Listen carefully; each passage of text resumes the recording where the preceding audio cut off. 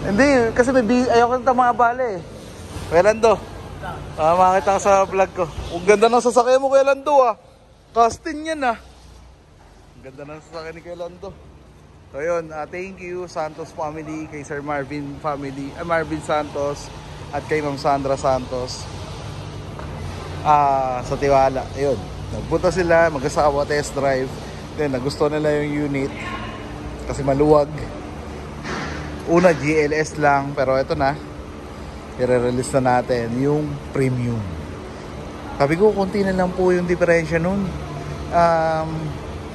Sa GLS kasi walang ADAS features. Ito, magdadagdag lang kayo ng 1.8 sa monthly, naka-premium na kayo, kompleto pa ang ADAS features nyo.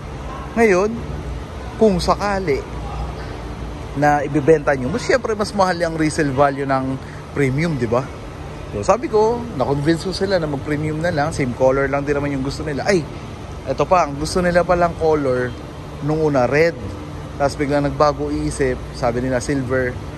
So ayun, buti may nakuha pa rin tayo ng silver kasi nagkakaubusan na talaga yung unit sa planta. So ito na, thank you po sa tiwala Santos family. Mag-iingat po tayong lahat. God bless po sa ating lahat. Thank you po. Congrats sa Stargazer nyo. God bless po.